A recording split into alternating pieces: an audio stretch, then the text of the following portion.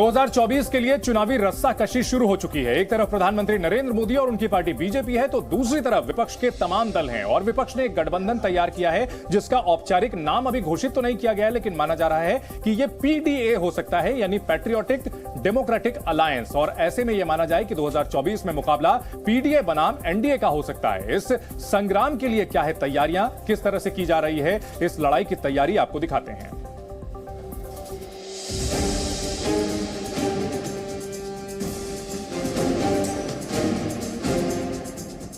Indian political लड़ाई यानी IPL.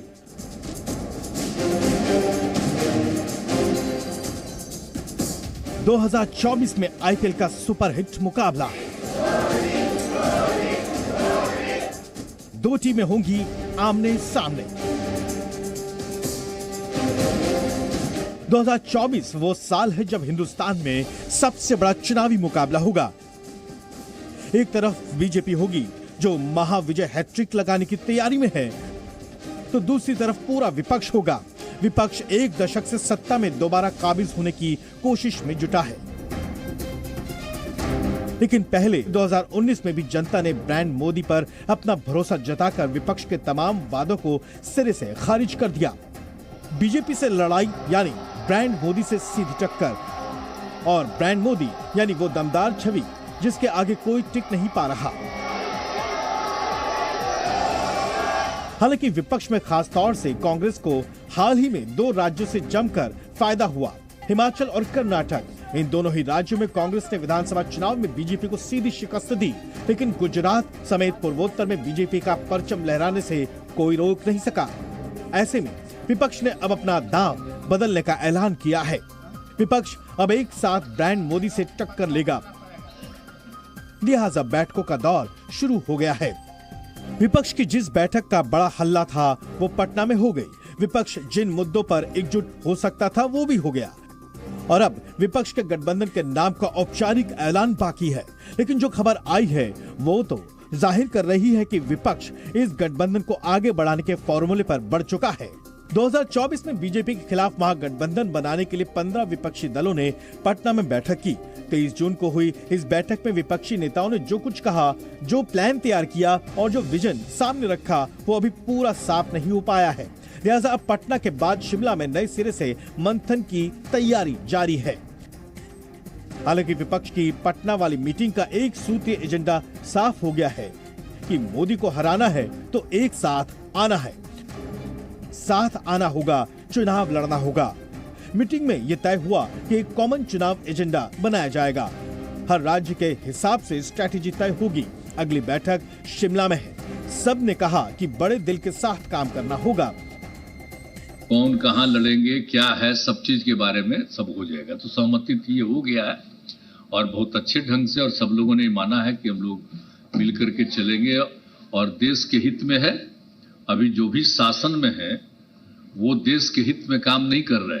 Stalin साहब से लेकर यानी कन्याकुमारी से लेकर कश्मीर तक पूरे नाम बताए गए। उद्धव ठाकरे साहब भी यहाँ है, तो सभी नेता एक होकर हम आगे चुनाव लड़ने की एक कॉमन एजेंडा तैयार कर रहे हैं। हालांकि विपक्ष की बैठक में ही एकजुटता के दावे की हवा निकलती नजर आई, क्योंकि बैठक के बाद हुई साझा प्रेस कॉन्फ्रेंस में अरविंद केजरीवाल नहीं पहुंचे और ऐलान किया कि पहले दिल्ली में अध्यादेश के मुद्दे पर कांग्रेस अपना रुख साफ करे, तभी अगली बैठक में शामिल होंगे। तो कुल जमाकर साफ कहा जा सकता है कि दिल्ली के सीएम और आम आदमी पार्टी के संयोजक अरविंद केजरीवाल ने सीधे सीधे अड़ी डाल दी है। केजरीवाल पहले से ट्रेलर दिखा रहे थे। हालांकि गठबंधन में एक नहीं बल्कि कई पेच हैं, क्योंकि जम्मू कश्मीर के पूर्व सीएम उमर अब्दुल्ला की भी 370 वाली टीज जाहिर कर दी। कहा कि 370 पर केजरीवाल का रुख साफ नहीं है।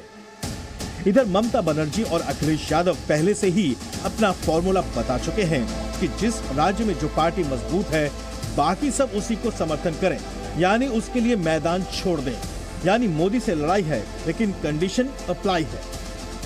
हमको खून बहेगा बहने दो, लेकिन हम देश को, जनता को रक्षा करेगा, नहीं तो इंडिया नहीं रहेगा।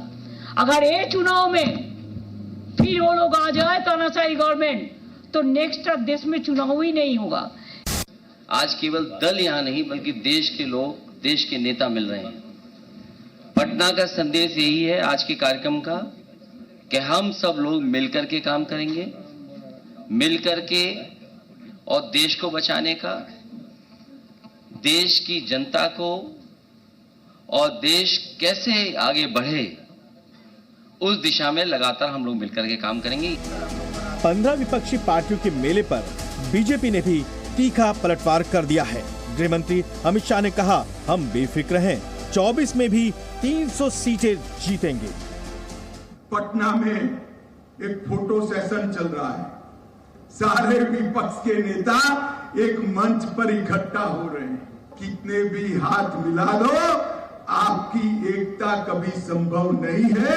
2024 में 300 से ज्यादा सीटों के साथ नरेंद्र मोदी जी का प्रधानमंत्री बनना तय। बीजेपी ने कहा, मोदी के विरोध में सारे विरोधी एक हो रहे हैं, ये भी एक तरह से मोदी की जीत है। और ये भी कहा कि इस बारात का कोई ठिकाना नहीं है क्योंकि इसमें सभी तो दूल्हे हैं। मुझे बताया गया 24 के लिए बारात लग रही है। बारात का दूल्हा कौन है? अगर 24 में आप आए हैं तो आपका दूल्हा कौन है तो बताइए मुझे।